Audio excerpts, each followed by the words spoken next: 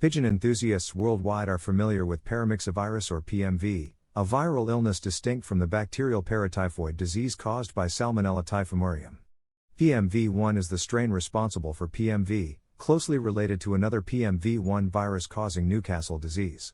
It's important to highlight this connection when discussing vaccination. The prevalence of PMV started in the late 1970s in the Middle East and has since been observed wherever pigeons are raised. The virus is relatively fragile and quickly perishes in the environment. Once a bird is infected, it sheds the virus through droppings and other secretions for approximately 3 weeks. However, the time between exposure and the emergence of clinical signs can vary significantly, ranging from a few days to several weeks.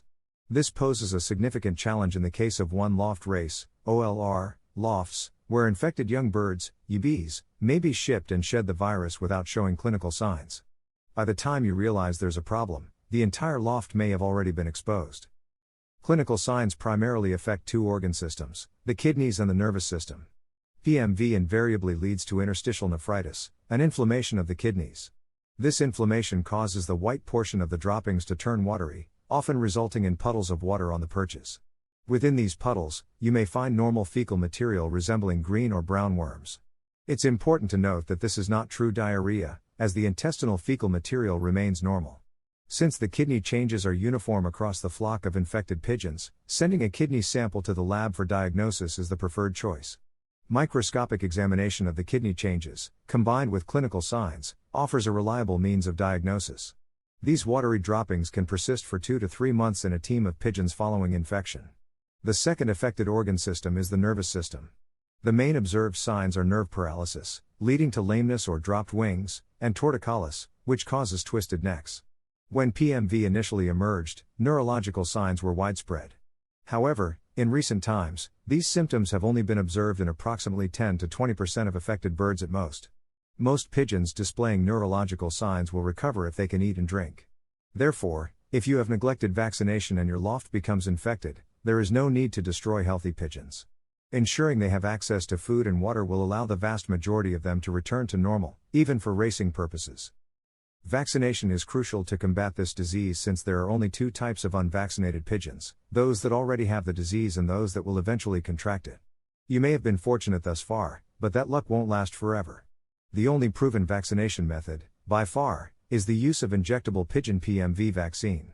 One such vaccine is manufactured by Maine Biological Labs in the United States, while several others are available in Europe. Unfortunately, there has been considerable discussion regarding the use of the chicken La Sota vaccine, which is accessible in the United States and Canada. It's important to note that this vaccine is not designed for pigeons. Instead, it is meant to inoculate chickens against Newcastle disease, as mentioned earlier.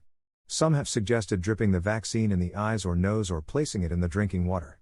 While this vaccine won't harm your birds in any way, every study conducted thus far has demonstrated its ineffectiveness. Personally, I have had several lofts in the United States send me PMV-infected birds that had been inoculated with the La Sota vaccine, yet they still contracted the disease.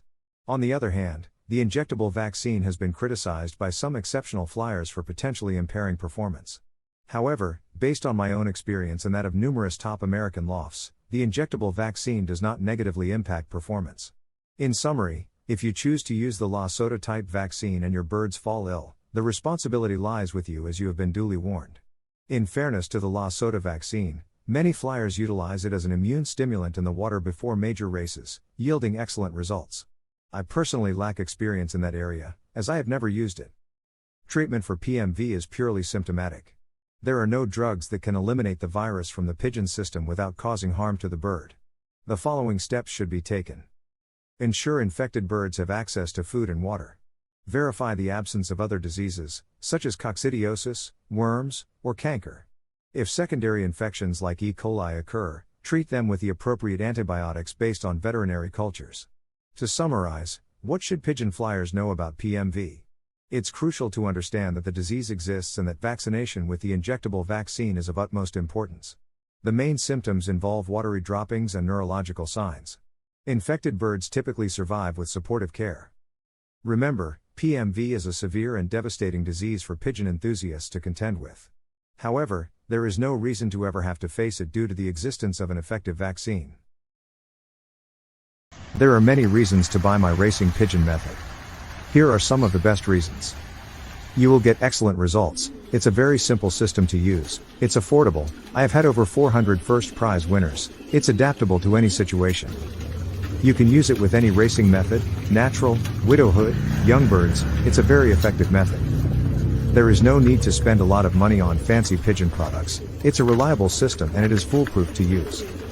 Professional athletes, race horses, take the same products. There is science behind this, not just hearsay. It is all to do with red blood cells and oxygen in the blood. Without that, a pigeon will not race well, or an athlete will not win a race. If he has low oxygen in his blood, the above is fact and is 100% science.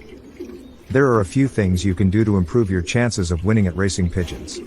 One of the most important things is to learn as much as you can about the sport. You'll need to know the different types of pigeons, how to train them, and how to race them. Another key factor is practice. You'll need to be able to fly your pigeons competently in order to win races. And, of course, you'll need to have the funds to invest in racing pigeons and other racing equipment.